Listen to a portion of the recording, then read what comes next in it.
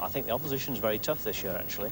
Apart from Toivonen in the Porsche and Demuth in the Quattro, you've got 5 Opels, all of which are capable of winning the rally, and I think the real battle at the end of the day is going to be between one of those Opels.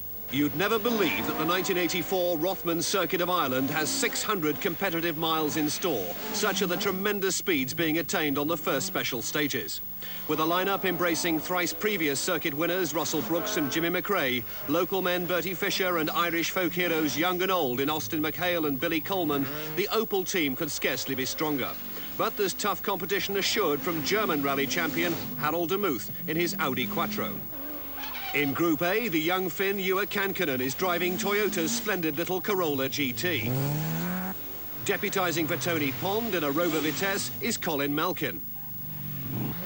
After setting fastest time on the first 2 special stages, Henry Toivonen takes the lead, but he's in trouble on special stage 3. Having hit a wall and reversed out over the debris of dislodged stones, the Porsche has suffered 2 flat rear tyres. Now, at the end of the stage, it won't restart.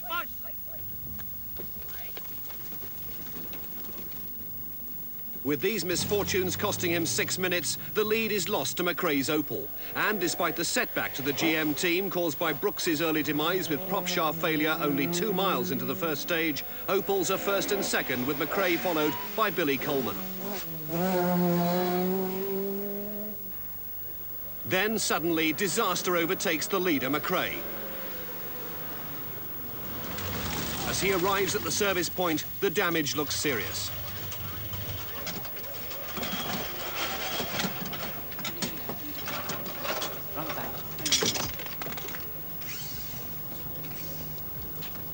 What happened?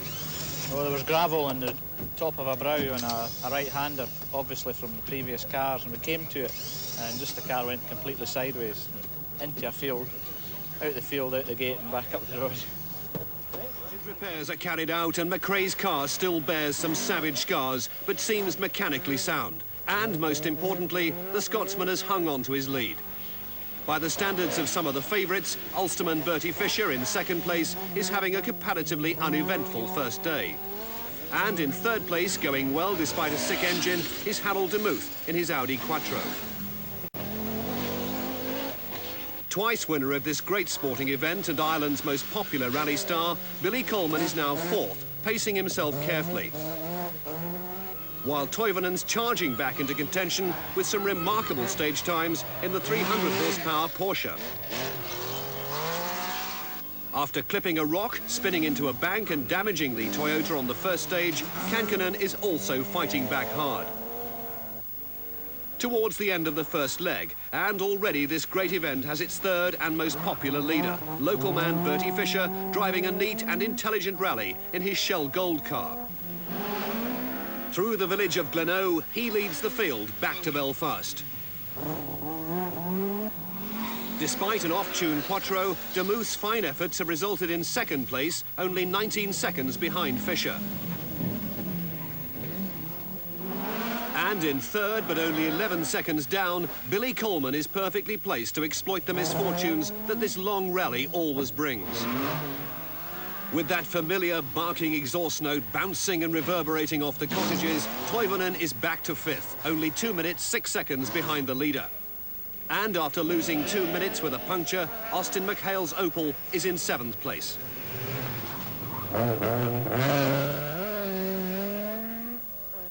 But McRae is in more trouble. With steam billowing from an overheated engine, possibly as a result of his accident, it seems that the end can't be far away.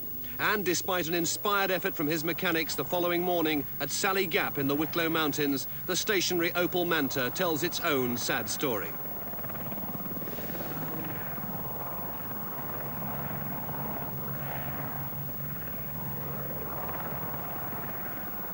Onward towards the remote south of Ireland, Bertie Fisher leads.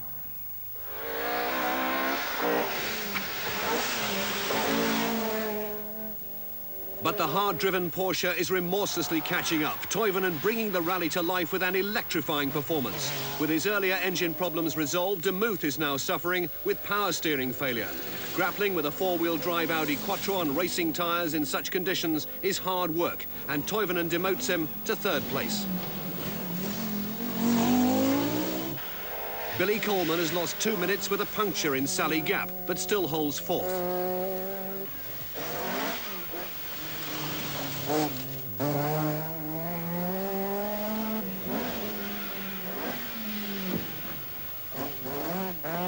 Coleman's teammate McHale is fifth, and with Fisher's similar car in the lead, the Opels look to have complete control. But as the cars approach Waterford, other crews are beginning to challenge. A fine drive from Ernest Kidney has pushed his Talbot Sunbeam up to sixth.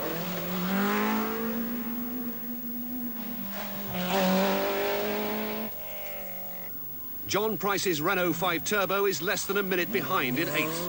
But now trouble hits Bertie Fisher. His rear axle breaks, and suddenly the mercurial Henry Toivonen takes the lead.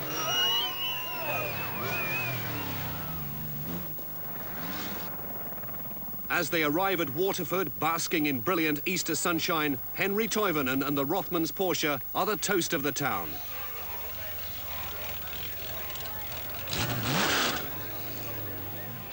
The Sunday run, and with an overnight 4-minute lead boosted to over 6 minutes by Demuth's retirement with engine failure, Henry Toivonen's Porsche looks completely secure. Almost 6.5 minutes behind in second place is Coleman, but proving marginally faster on Easter Day is Austin McHale, who's now only just over a minute behind in third place.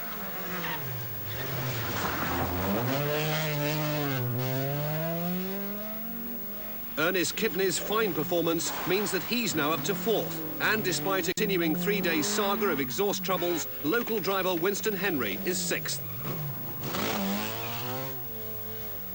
Following Kankanen's demise with engine failure, British junior team driver Alan Johnson has taken up Toyota's Group A challenge and now lies ninth. Returning at the end of an idyllic Sunday run held in the rolling countryside around Waterford, the Porsche is still in total control. And Billy Coleman is still securely in second spot despite trouble with his gearbox mounting and problems caused by tyres. Nevertheless, his flamboyant driving is just what the thousands of fans want to see. And so the cars return to Waterford at the end of a perfect day. And after all the drama and mileage, half the Rothman Circuit of Ireland rally is still to come.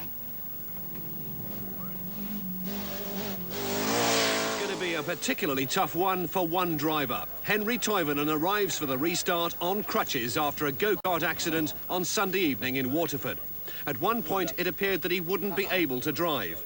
But with his ankle and back strapped up, he decides to attempt the long journey back to Belfast. Stage out of Waterford, it's the car and not the driver that succumbs first. The Porsche limps to the end of the stage in desperate trouble. Unaware of the drama, Rothman's team manager Charles Reynolds checks Toivonen's time. It's very difficult to drive, but I mean it's even more difficult when we have just one gear. What you mean?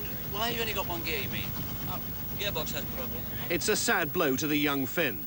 And with the gearbox jammed in fourth gear, the Rothmans Porsche can only struggle to its service point. But in the brief servicing time allowed on this event, nothing can be done, and Toivonen's out of the rally. The final chapter in this extraordinary event is left to be decided by the two surviving Opels. Overshadowed by all the drama, Austin McHale has forced his way past Billy Coleman into the lead. But Billy's far from finished, and after applying pressure on his rival, McHale is forced to retire with a blown engine, and Billy retakes the lead. Ernest Kidney's persistence pays off with a fine second place. And an astonishing drive from the former world hot rod champion Davy Evans on his first ever rally nets third.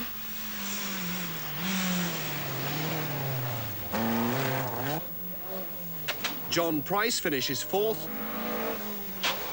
and Alan Johnson wraps up Group A for Toyota with fifth place overall.